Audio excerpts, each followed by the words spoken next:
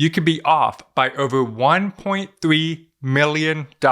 Because while your calculator might show 3.8 million, the real result was closer to 2.5 million. And that gap, that's the difference between retiring early or working longer than you planned. That fund, by the way, is QQQ, and a quick Google search shows an average return of 19.64%, and even most YouTube videos reference that return, but it's a common return trap. By the end of this video, you're going to know the better way to calculate this so you can adequately plan instead of being misled. Let me show you something that messes with people's heads. You have a portfolio of $100,000, and it achieved in year one 20%. In year two, not as good. It dropped by 20%. Now, most people would think, oh, okay, well, I'm about even. But you're not. You're actually down. Now, let me take it one step further. In my last video, I showed how using a smooth return like a 10% can completely mislead you. And a lot of people said in the comments, you're supposed to use something called the compound annual growth rate. For this video, I'm going to refer to it as CAGR. And yes, they are correct. So today, let's use CAGR. But even if you use the CAGR, you'll quickly realize a mistake that shocked me as I looked at the numbers. So I built this sheet using real QQQ returns. It's the same data from the same time frame. I don't have any tricks here. What we're comparing is two models. First, how most people assume that returns work. Second, what actually happened. Let's start with step number one, what most people do. See, over the last 20 years, QQQ had some incredible years, right?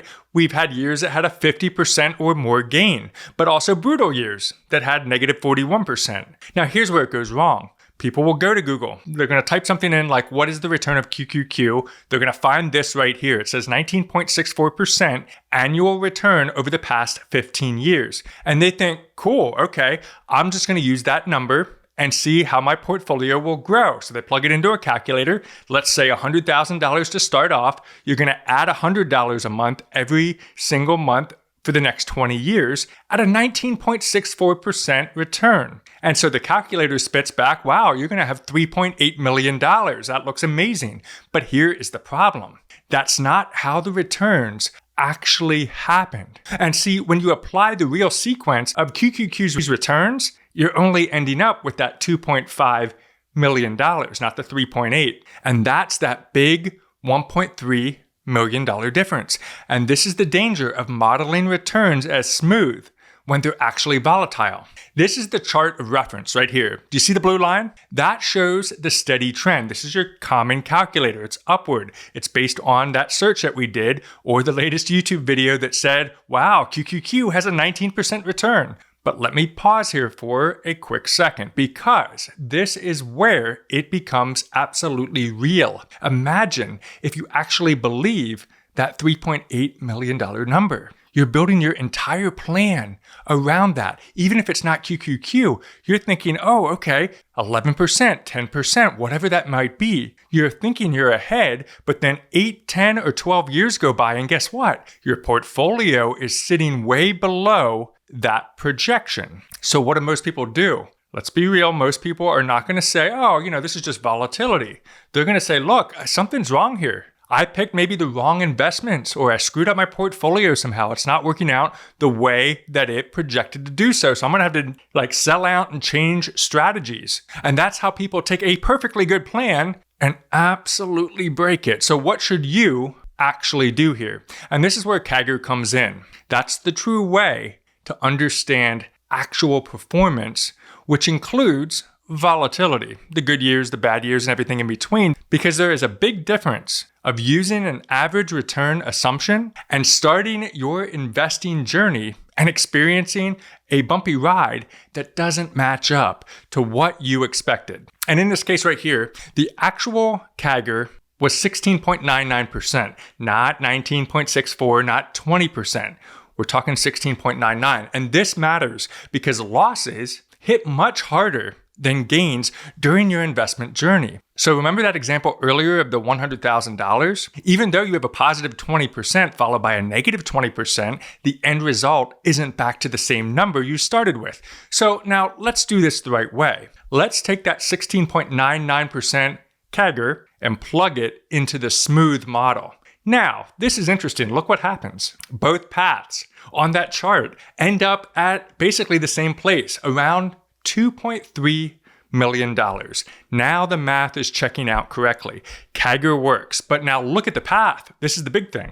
There's going to be long stretches, right, where the real returns are way below the smooth projection. And right there is a thing to be careful of. This is where a lot of people almost get it right, but then miss the bigger picture, because CAGR tells you where you end up, but it does not tell you what it felt like to get there unless you're modeling it. Because see, in real life, you don't get a 17% return every single year. You're going to get that 30%, negative 40%, 10%, whatever. And it's messy during those messy periods. And that's when people quit, and then they sell, and then they change their strategy or change their ETF.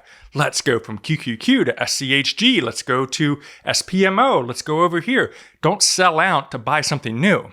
Because that whole time, during this time, this journey, you were on track. CAGR tells you the destination. Volatility tells you whether you can survive the trip. And this is why those average return numbers, even when they are correct, can still lead people to make bad decisions because they're letting that dictate what they're doing. People don't invest on the spreadsheets, right? They're investing based on how it feels in the current moment. So next time that you see something like QQQ returned 17% or 20%, or the market returns 10%, just remember this. That's the ending, not the experience throughout. And the experience is really what determines whether you actually stick with it long enough to win. So let's gut check this and let me know down in the comments what you think. If you've modeled your return on 16.99% in this case, look at the middle years for a second. If you would model on a smooth line and expect that end balance of 824,000, right, in this middle part, you're not at the end of the journey here, 824,000 halfway through, but your portfolio is only at 462,978, would you panic? Or know you've got a lot more runway ahead of you despite the volatile years? This is the difference between an experienced investor and somebody that's just starting off. That's why I'm making this video, so you understand that things might look bumpy. It may not look exactly like you thought it would, but the question would be, can you hold on to those volatile years? Now, you might be asking this question. What do you do if you want to project your future a little bit more appropriate to the CAGR, right? Well, you can either use the sheet if you're a channel member, or you can even go to NerdWallet's compound interest calculator. I love this website. But what we want to do is we want to use a better estimated percentage. So since we've talked too much about QQQ in this video, let's talk about the S&P 500 instead. Here are the steps that you need to follow. We're going to assume the same things that we did earlier, $100,000 over 20 years at an estimated return, we'll get to that in a minute, compounded annually at $100 contributed a month for the next 20 years. So here's what happens. You'll go into something like Yahoo Finance in the past, because now it's going to be different how we do this in the future. SPY, which is the S&P 500. And let's say you're like, okay, the furthest I can see here is 10 years, 14.06%. That's beating the category. Great. So I'm going to come back here and say, I'm going to estimate 14.06%. Okay, well, in 20 years, I'm going to have $1.5 million, considering $100,000 at a $100 contribution. Not bad, but that's inaccurate. And remember, we're talking about nominal. So if you wanted to look at your real return, you also want to adjust that for inflation. But for the purposes of this video, just to make it as easy as possible, we'll just do the nominal rate, okay? Just to make it easy. But 14.06%, that's incorrect. What we want to do is ask better questions. What is the 20-year CAGR, because we're looking at 20 years, for SPY? So doing that, you pull up a site like this, just make sure it's something that is legitimate. But right here you see, CAGR 20 years, 10.65. Now that's a big difference, because we're going to come back here now and say, all right, estimated rate of return based on this is 10.65. So remember this number at 1.05, 10.65. That's a little bit more realistic. So in 20 years, $834,000. This assumes the volatility. So be very careful with what you do. This is how you can model it going forward. Adjust for inflation as you wish to do so, because that will give you your real purchasing power as you model as well. And that is the difference that makes you a better investor. Now, what you need to do next is check out this video where I review my full portfolio. Keep building your Sharpe money, and we'll see you on the next video.